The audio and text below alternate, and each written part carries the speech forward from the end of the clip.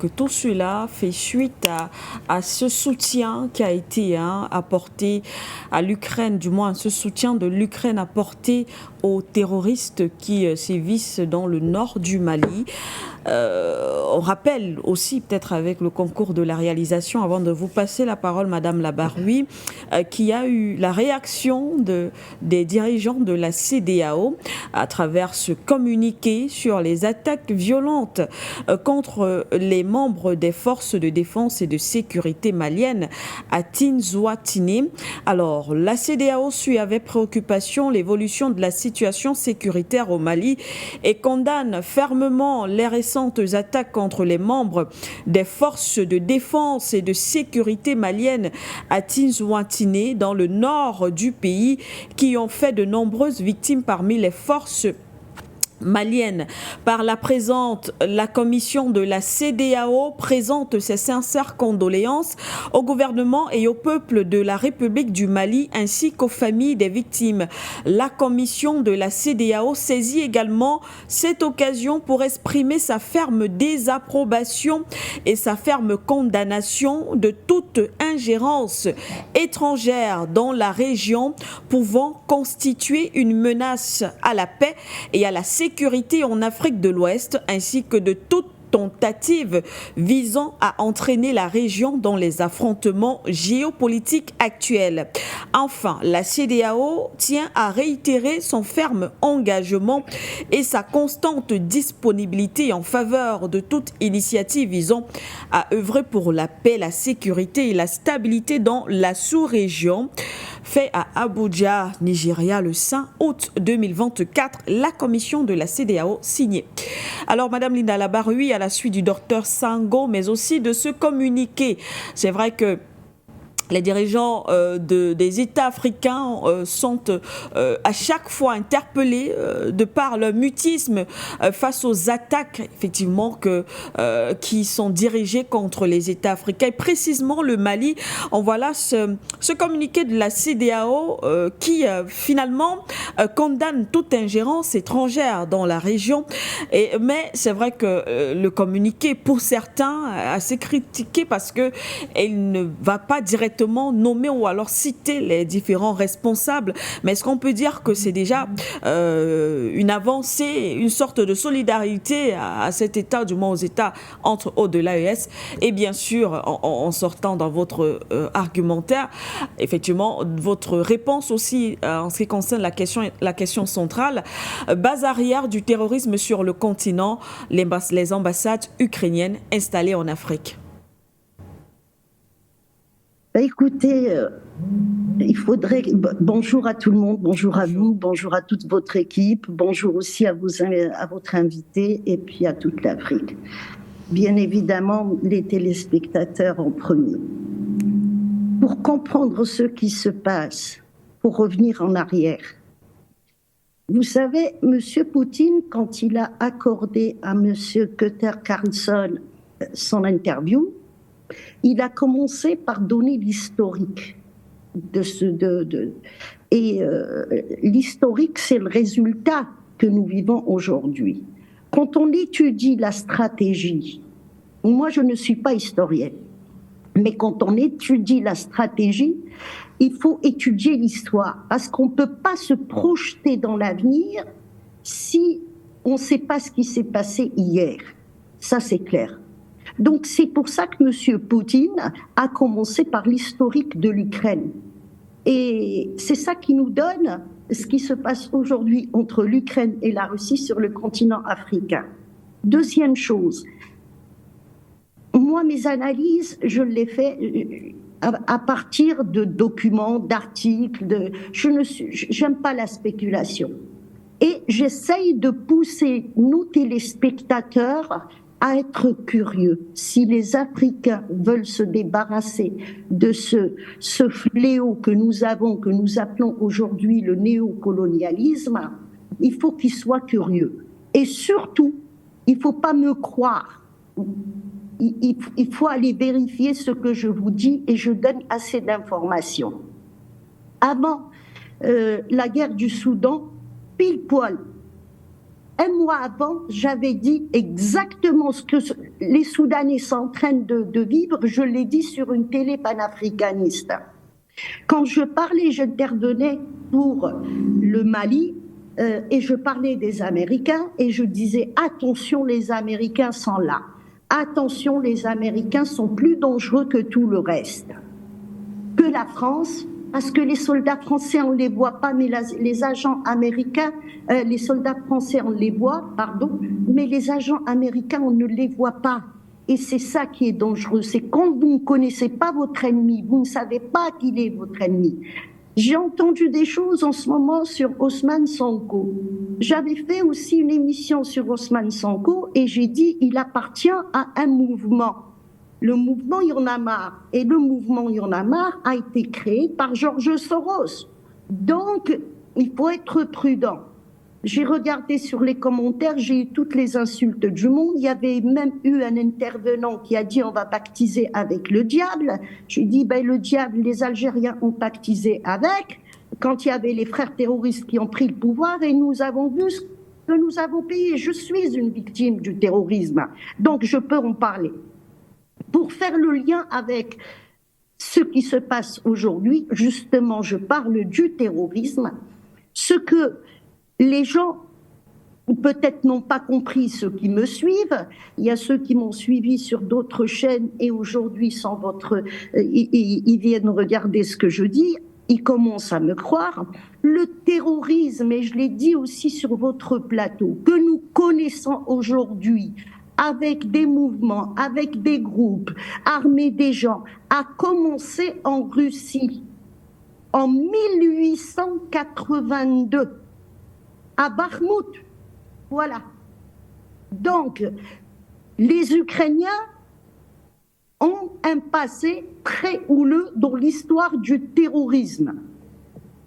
Et c'était un mouvement qui s'appelait PILAU, P-I-L-A-U, pour ceux qui veulent faire des recherches. En anglais, on trouve beaucoup de choses, en arabe également, en français, on ne trouve pas beaucoup de choses concernant PILAU, mais il y a assez de documentation. Et ce mouvement était pour créer l'État d'Israël. C'était un mouvement sioniste. Et ce mouvement, en 1882, il avait décidé aussi à aider les Juifs khazars et les Juifs ashkénazes à aller s'installer en Palestine. Donc on ne peut pas dissocier ce qui se passe en Afrique avec la Palestine. Je vais y revenir par rapport à ce territoire. Donc ce mouvement qui a été créé a essayé de tuer le tsar Alexandre II et la personne qui a tenté à tuer Alexandre II s'appelait Alexandre aussi, Alexandre Oulianov. On découvrira plus tard que c'est le frère de Lénine. Et c'est la même équipe qui l'a tué d'ailleurs et qui a aussi tué, qui a provoqué la révolution de 1905 par Trotsky, et cette révolution a échoué pour en finir avec la Russie tsariste. Et puis en 1917, et ça aussi j'en ai parlé tellement sur les télés africaines, et un jour M. Poutine, il en parle aussi, il parle de l'importance de cette année qui a changé le monde et qui a dessiné la carte géographique d'aujourd'hui. Donc en 1917, il y a une révolution menée par Lénine, et cette révolution, elle a démarré par des actes terroristes pour déstabiliser la Russie tsariste, mais par des actes terroristes avec les moyens de l'époque, mais le terrorisme que nous vivons en Afrique aujourd'hui. Les Russes connaissent très bien ce passé, ils connaissent leur passé. Monsieur Poutine sait ce qui s'est passé dans son pays, et c'est pour ça quand il a dans le deuxième discours qu'il a fait, après l'éclatement de la guerre Ukraine-Russie, il a parlé de Staline pour dire, bon, Staline c'est une autre histoire, mais Lénine a été une erreur dans l'histoire de la Russie. ils ne voulaient pas tout expliquer parce que des juifs khazars, il y en a encore. Et ils sont très nombreux et ça constitue un lobby très important. Dans ces juifs khazars et dans ce lobby, nous allons retrouver un nom que tout le monde connaît aujourd'hui, c'est Blinken. Qui est Blinken? Blinken, son arrière-grand-père était dans Pilo. Son grand-père était avec Lénine et ils ont dégommé la Russie. Après, son grand-père est parti s'installer aux États-Unis avec d'autres Khazars sionistes et ils ont formé ce lobby qui gère aujourd'hui les États-Unis. Voilà. Donc, Blinken, son père, a fait la révolution bolchevique. Son grand-père, pardon, son père, c'est son père qui était l'instigateur du printemps de Prague pour en finir avec l'Union soviétique. Et lui, là où il est, il y a une guerre qui éclate, bizarrement. Là où il passe, il y a un conflit qui éclate. L'Ukraine a toujours, celui qui a créé l'Ukraine, et M. Poutine dans son interview, il l'a confirmé, c'est Lénine. L'Ukraine est très riche. C'est un territoire très, très riche. C'est Lénine qui a créé l'Ukraine, il l'a dissocié du reste de la Russie pour nuire à la Russie. On ne peut pas diviser la Russie, balkaniser la Russie si l'Ukraine n'est pas séparée du reste de territoire. Mais reste encore un autre territoire plus important, c'est la Crimée. Et la Crimée est ciblée. La Crimée est très spéciale parce que la Crimée est musulmane. Et c'est pour ça que ce sont les Tchétchènes aujourd'hui qui protègent la Crimée. C'est Kadyrov qui protège la Crimée. Donc, Poutine, quand il a récupéré, la Russie, quand elle a récupéré en 2014 la Crimée, c'était pour se protéger. Et les Occidentaux et ce lobby russe savaient que Poutine allait passer à l'action et c'est pour ça qu'on apprendra, une fois que cette guerre a éclaté entre l'Ukraine et la Russie, on apprendra que les États-Unis et l'OTAN comptaient attaquer la Russie. Je dis ça pour que les gens comprennent c'est quoi le conflit qu'il y a aujourd'hui. Et maintenant, je vais passer à la deuxième étape pour expliquer ce qui se passe aujourd'hui sur le continent africain. Parce que j'ai assez tiré l'attention là-dessus. J'ai peut-être pris du temps, mais l'intérêt, c'est que nos téléspectateurs comprennent et qu'ils sachent que la période est très dangereuse. Tout à fait. Elle est très dangereuse parce que les Ukrainiens ont un passé très important dans l'histoire du terrorisme. Ils ont un passé aussi très important dans l'histoire de la création de mouvements et la création aussi d'espions. Ça, c'est un passé très important qu'ils ont et il faut le prendre en considération. Donc, les Ukrainiens qui ont toujours voulu s'approprier les terres russes, ils continuent à faire la guerre aux Russes. En Russie, en Ukraine aujourd'hui, ils sont affaiblis. Donc, la Russie qui a enregistré de février 2023, février 2024, au niveau du PIB, ils ont dépassé les 5 trillions points 3. Et pour la première fois, les Russes dépassent les Allemands. Alors qu'avant la guerre, qu'est-ce que la Russie faisait? À peu près 1,7 trillion. C'est tout. Elle n'arrivait même pas à 2 trillions. Jamais c'est arrivé depuis justement que la Fédération de Russie s'est formée. Donc on a remarqué que les Russes, malgré qu'il y a cette guerre, ils arrivent à progresser. L'été dernier, les Ukrainiens, mais il y a l'OTAN derrière, puisque l'Ukraine, c'est la création de l'OTAN, des pays otaniens. Donc depuis l'été dernier, les Ukrainiens ont commencé à ouvrir des ambassades et se rapprocher des pays africains. Dans ce rapprochement, quand vous avez un diplomate, il a un passeport diplomatique, il peut être espion, il peut être ce qu'il veut. Hein, on ne peut pas le condamner. Mais derrière les ambassades, quand il y a une livraison diplomatique, on ne peut pas vérifier ce qu'il y a dedans. Une caisse diplomatique, vous n'avez pas le droit de l'ouvrir. Il peut y avoir des armes, il peut y avoir des produits illicites, on ne peut pas l'ouvrir. Donc il fallait aux Ukrainiens de passer à une seconde étape pour passer inaperçu justement les soldats français sortis du Sahel, il fallait les remplacer. La France a joué un rôle très important dans l'histoire de la Russie tsariste. Hein. Ça, il faut le prendre en considération aussi. Ce point est important. Les États-Unis, le lobby à qui nous avons affaire aujourd'hui de Blinken et puis ses amis, j'insiste sur Blinken, et ben ce lobby il a commencé à prendre du pouvoir à partir de 1970 et il agissait bien évidemment à travers les deux colonisateurs importants du continent, c'est l'Angleterre et la France. Et il n'a pas agi ouvertement, plus par du soft power et puis plus par du commerce. Voilà comment les Américains agissaient. Une fois qu'ils ont avancé dans le temps et ils ont vu qu'ils avaient besoin de changer de politique à partir de 2007, eh ben ils vont créer Syntcom, qui est en Afrique, alors que Syntcom concerne les pays du Moyen-Orient et de la péninsule arabique, mais ils ont mis la base en Égypte et ils vont créer Africom. Les Français, pour les contrer, qu'est-ce qu'ils font ?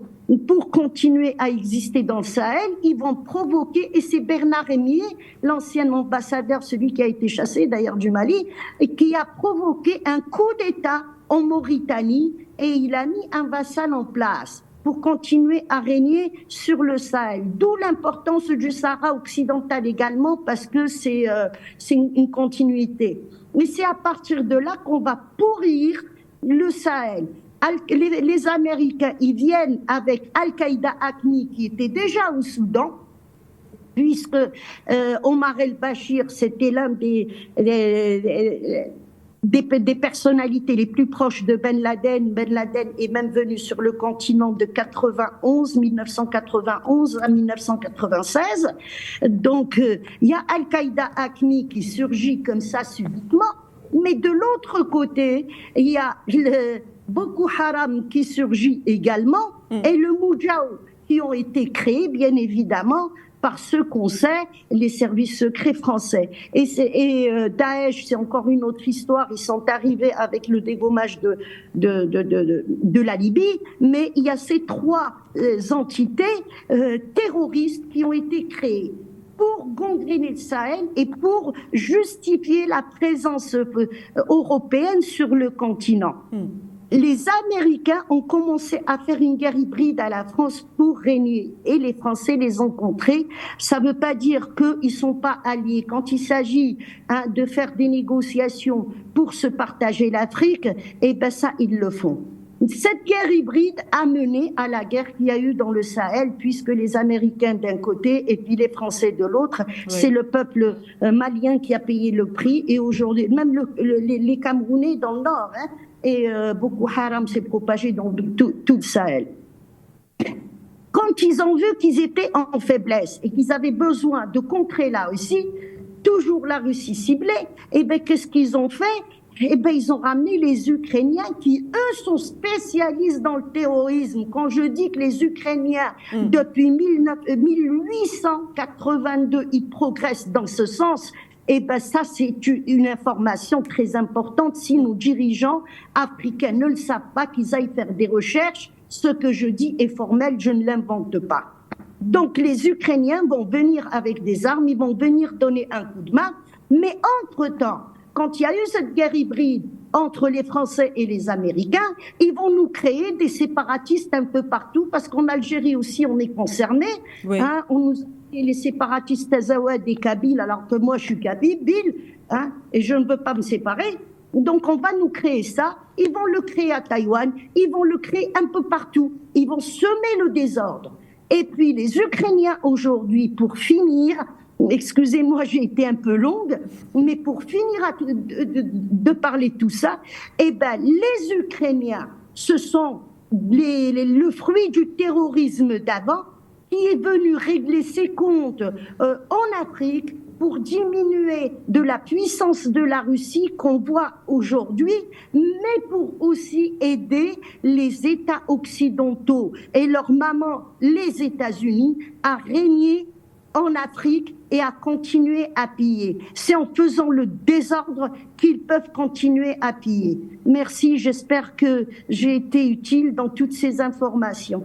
Merci à vous, Madame Labarui.